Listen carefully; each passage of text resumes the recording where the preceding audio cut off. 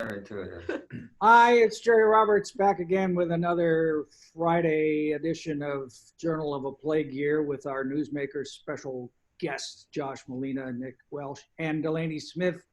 A lot to talk about this week. More action on the Black Lives Matter front. Ed St. George weighs in once again on a big project. But let's start with back to school, since the pandemic is increasing again and nothing is going to happen about returning to normal unless we get back to school.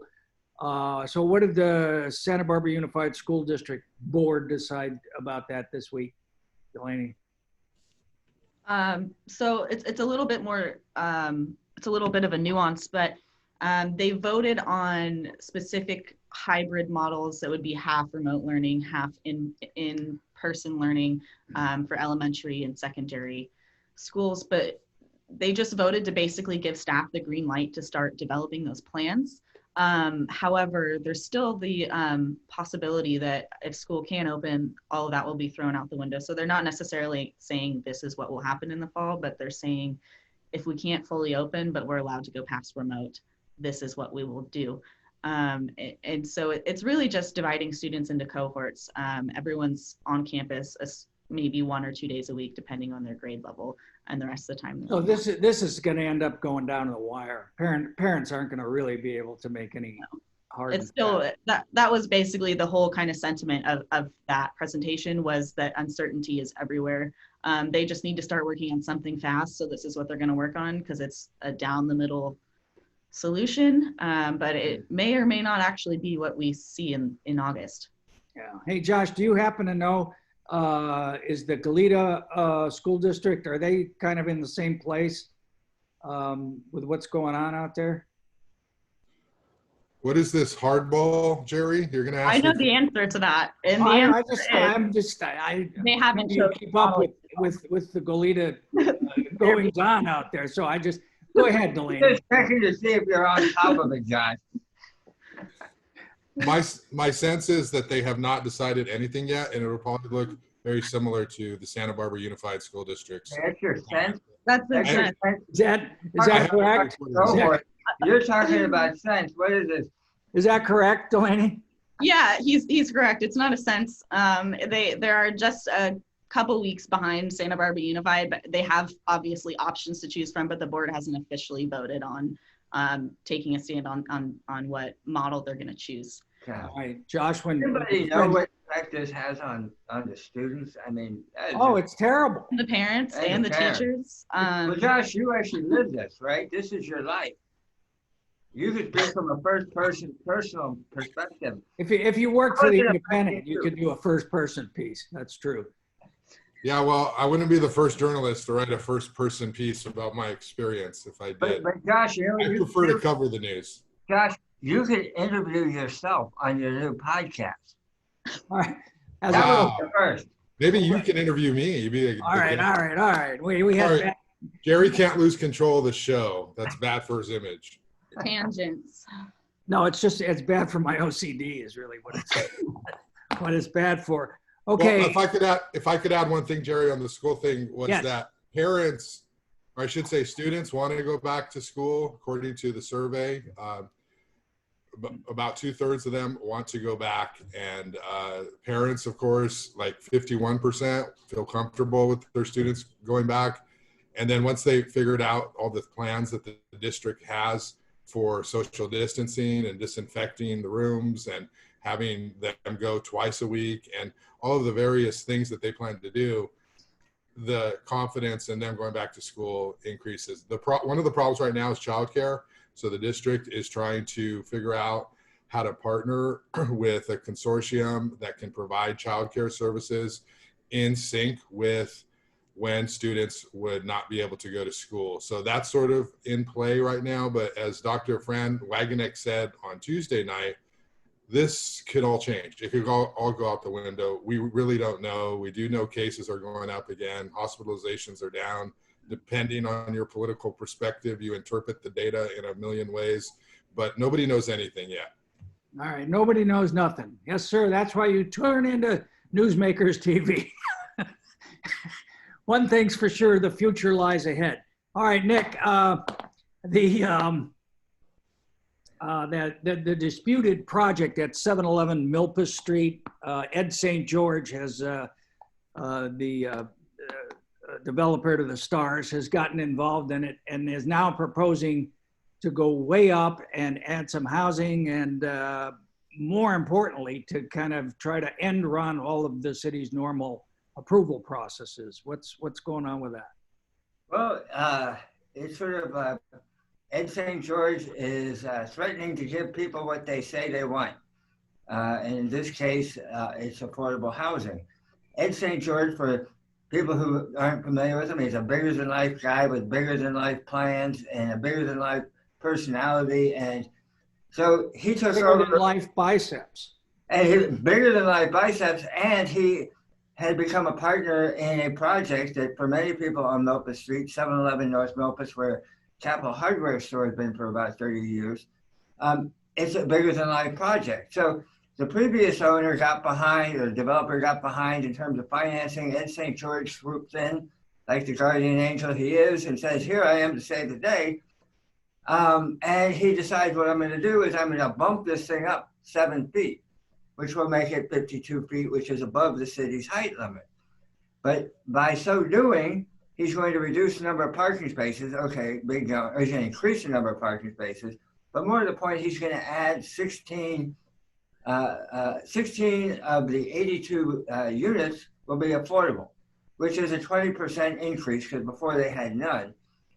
So he and his partner, Alan Blake, are saying, we can go ahead and build what we've got approved, or we can do something better. We can give you some affordable housing as opposed to no affordable housing. Yeah.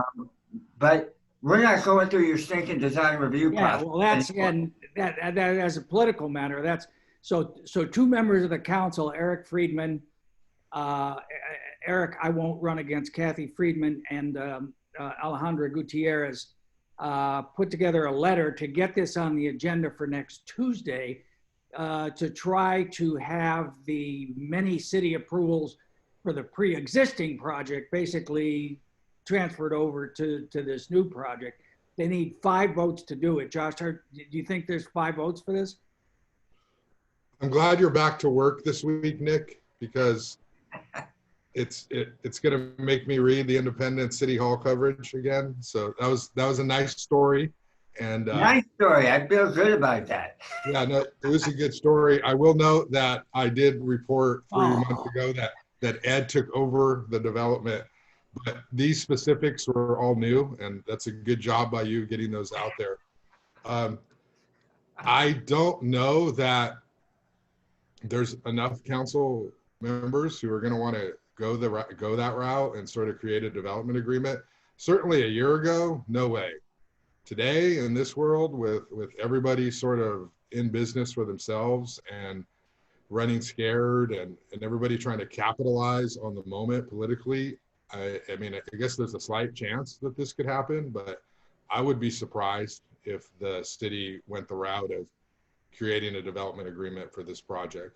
All right, so let's assume that Alejandro would be for it. Probably Oscar would be for it. Maybe Eric, I guess if he signed the letter, he's probably for it. Where would they get 2 more votes, Nick? I think Kristen Snedden might be open to it.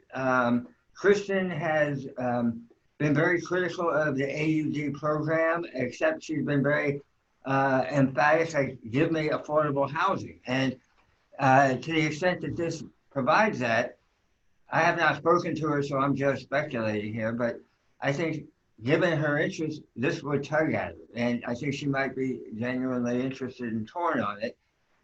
Besides, right now the city's looking at increasing the height limit from 45 to 48 feet. And you go from 48 feet to 52. So it's a net slope. And you can talk yourself into it pretty easily. Mike Jordan's not going to be for it. So that leaves who? Kathy and. Yeah, I could see Kathy saying, "Hey, look, if Alejandro, who represents the district, is for it, if he's giving us The other thing he's doing is he's saying, I'm going to set aside and give preferential treatment to firefighters, not firefighters, but police officers and teachers. So he's got a lot of, gimmies and nice smoke on it. And so I could see Kathy maybe going that way. And then Josh, you're hard at work on a biography of Megan Harmon, My Life in the Arena. Where do you think she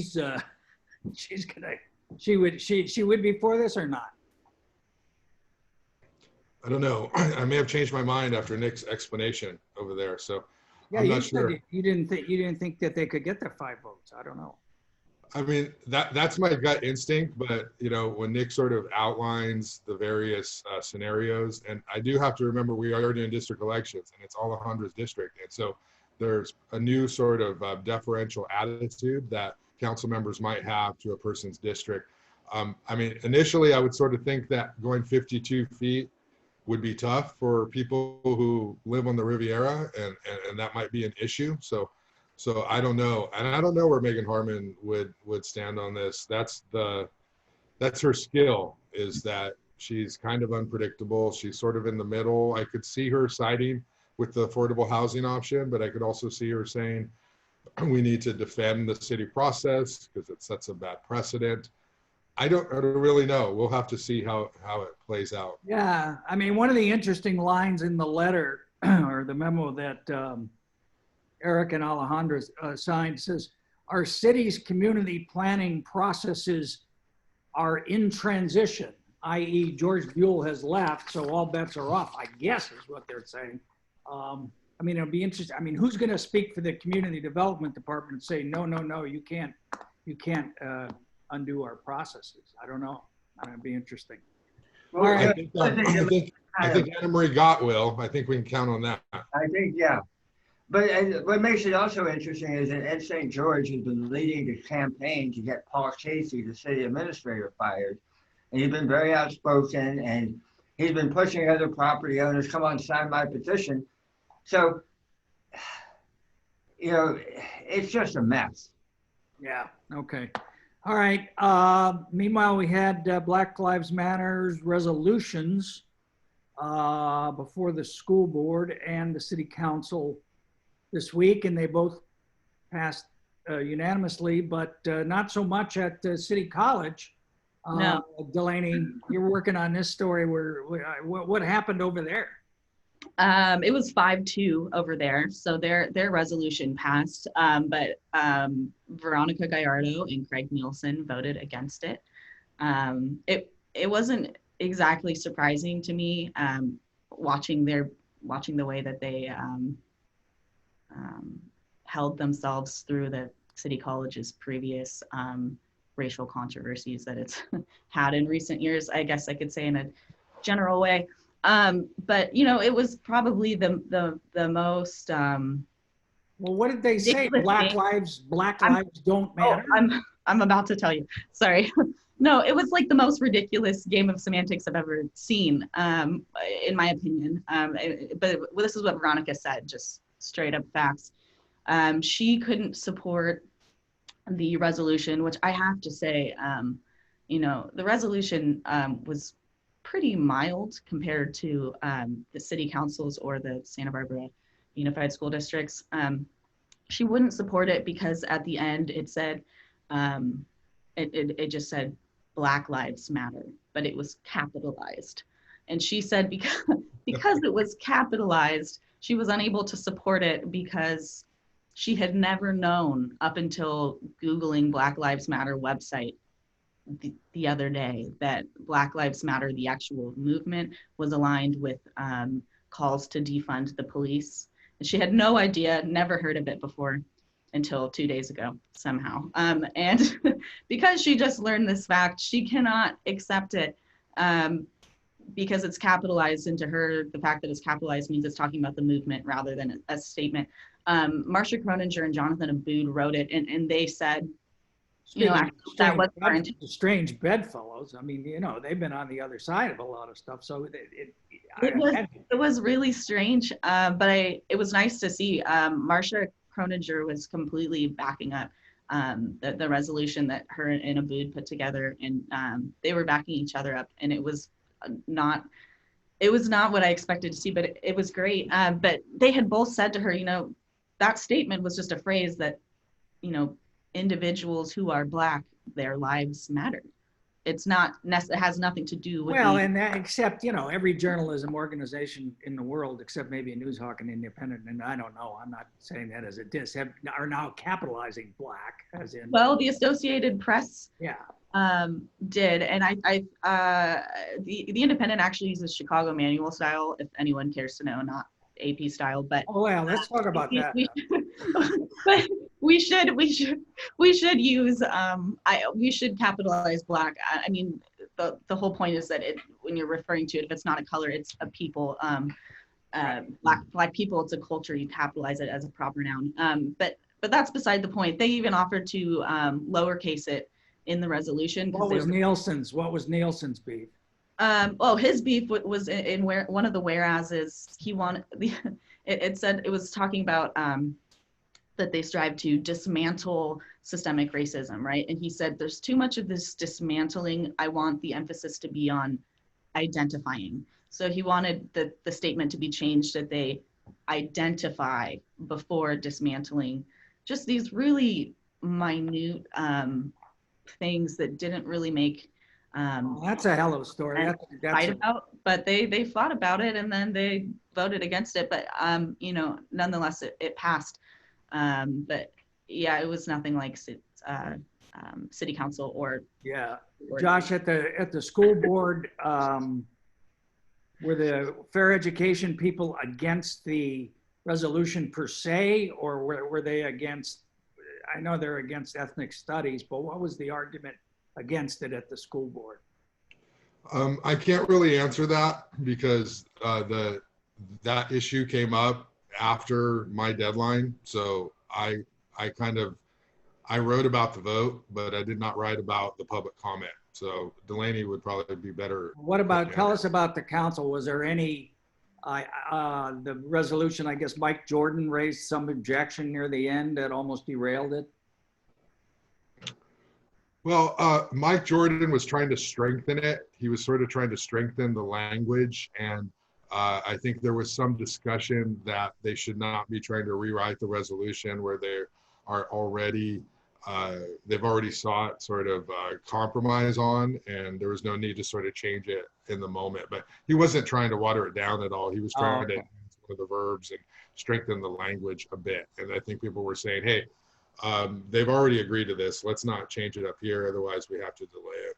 So there wasn't any opposition at all at the council? No, the council, I mean, the Crystal Farmer, Seacar, and Simone Ruskamp, they had great organizers. I mean, they had great success with City Hall. Kathy's on board. Everybody's on board. They are, at least, you know, they're saying all the right things. So I guess the measure will be over time. Yeah. Nick, one of the interesting things about the city council resolution was that when it came to the therefore and mentioned the police department, it said, it used the word continue. The police department will continue to do these various anti-discriminatory things. Do you think that the Santa Barbara Police Department has a problem with police misconduct now? Well, I think that when Lori Lunau came in, she made it very clear that she was going to try to get her officers much more skilled at the art of de-escalation. And so how to deal with conflicts before they get to violence. She was going to initiate implicit bias training for a lot of her officers. So yeah, I mean, there's still going to be cops that are going to flip out when they shouldn't, or they're going to use force when they shouldn't. And I think that we live in a world where if you are a person of color, that is considered probable cause. And that's certainly true in Santa Barbara as well as any other place in this country. So I'm sure that if you're a brown person driving, you're going to get a different look than maybe if you're a white person driving. Yeah. But the police department here, I know that there's a great sensitivity that I'm hearing that like we're already doing a lot of this stuff that people were talking about, and we're not getting credit for it. And we'd like to get Yeah. credit for being ahead of the curve. Yeah, that's why I sort of flagged the word continue. I thought it was interesting. And at the school board, the fair education people objected to the resolution per se, Delaney? No, that's not exactly it. It was a little bit more, again, nuanced at school board because there was the Black high schoolers, well, students of color, actually, they weren't all Black, but a group of students of color who came to the school district and presented a list of demands. So the school district on Tuesday not only accepted and voted to put those demands into action, but they also approved a resolution which kind of had some action in the language of it too. And a part of it actually, it does coincide with what you guys were just speaking about. One of the demands initially that the students made at their protests early this month was that they wanted the district to cut all ties with the Santa Barbara Police Department or the sheriff's office. And then that demand changed, which it was the students, at least I'm told, it was the students' choice entirely to kind of lessen that demand and instead just ask that the police receive implicit bias training. And the response was actually that, well, they already kind of do. Yeah, which they already were. Yeah. Right, exactly. So the school district pushed it a bit further and actually are requiring, it's a slew of things, but it's like how to work with kids who are, education on how to work with disabled students, it's just more de-escalation, but more formal actual education, not just quick little trainings that they're gonna actually require proof of before they can step on a campus and be a school officer. But your story said that Fair Education has been labeled as a white supremacy organization. How did that play? Exactly. Yeah. So they have been. I mean, even at City Council, even at I think it's even been said at public comment at Board of Supervisors recently. They're starting to be called that, which they have. I guess I don't want to say of course, but they have publicly said no, that's not who we are. And I actually did meet with someone from Fair Education 2 days after the meeting to kind of talk a little bit more about their point of view, to understand it. And it's not that they are against the Black Lives Matter resolution. What they're more upset about is that they don't feel there's any transparency, again, which there isn't with the Just communities. Thank you. With just communities, and then with the ethnic studies classes, some members wanted to be a part of figuring out what the curriculum was going to be because there's so many different ways to take that, to choose. Ethnic studies is such a broad area, and they felt like because they're excluded, that's the biggest thing. Is what I keep being told is they're saying to me as parents. The second we're told we have no choice or we're not allowed to know, we go crazy. And so that's basically it. But some of them kind of, they really pushed it at the meeting. Their legal counsel even spoke at public comment, and they threatened legal action against the district for approving the demands because they said that because the board members met with these high schoolers right. Before, that it's breaking the Brown Act, although none of them ever met the majority, but they took turns meeting with the people. But the point is they were kind of desperate to not get this approved, but they're saying that it has nothing to do with the Black Lives Matter. They're saying it has to do with transparency.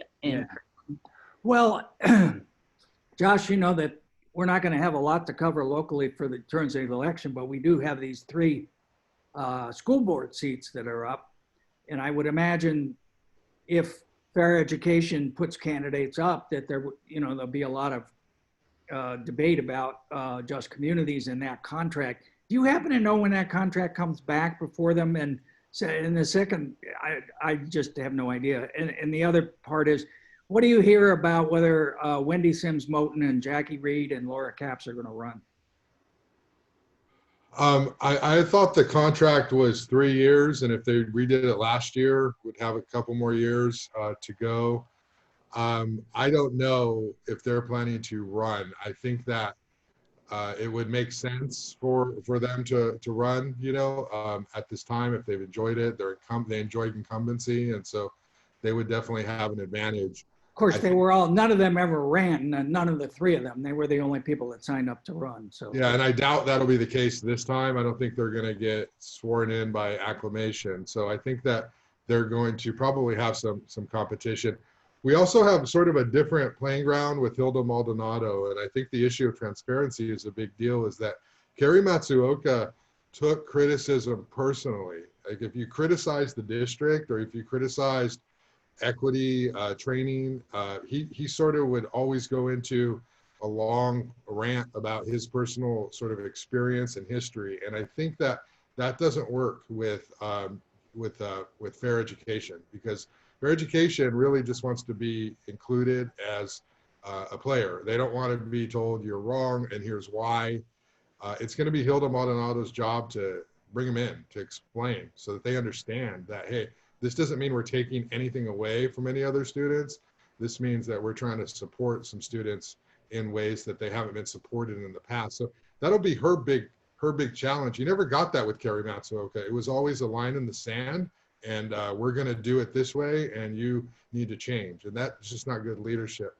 Yeah, and it was Kerry's last meeting, alas. Well, he will be missed. Hey, I know you want to talk about this. I got to ask Nick something because we're running out of time. Your piece on State Street, which, as usual, had the lead 4 paragraphs from the bottom, which was we need more bicycles. But you seem concerned about the lack of masks, and since we seem to be having a little spike going on both statewide and locally, do you think are they going to shut stuff down, or what's happening with that? I don't think we're going to shut stuff down, but I do think we're getting some really seriously weird mixed messages. On one hand, we're having like more and more cases, and more than the cases, we're having more and more hospitalizations and more ICU patients. And the public health officer, Henning Answer, last week said he's hearing from clinicians, dude, do something, which of course, is sort of like the most famous quote he's ever going to have. But this week, they've decided to sort of accelerate a little bit and open up, the massage parlors and the nail salons and the gyms and, various other sort of enterprises that were sort of the last tier to go. And the county said, well, this is okay, so we're going to let this happen, because even though our numbers are going up, they're not going up so much that we can't do this. And the question I have, and I think a lot of people have, is what is the county doing in the meantime to ensure that social distancing is really happening? Yeah. And how many people do they have out in the field saying, hey, dude, you're not 6 feet apart, and by the way, here's a mask, and could you wear it? So I think that, personally, I think, again, what I tried to express in that piece was, on one hand, I'm totally thrilled to see life on State Street. On the other hand, I'm kind of horrified.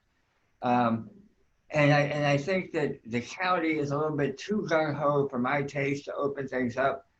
But if you're going to open things up, then you better put your foot down on, in a discreet, gentle, but very definite way, hey, you guys need to do it right and make sure that it's happening. And that part of the story we don't have yet. Yeah, it was kind of surprising that they did let that part of the reopening. And Nick, of course, you famously wrote about the denial of the ability to get genital piercing during this period. And is that now available? It is now available.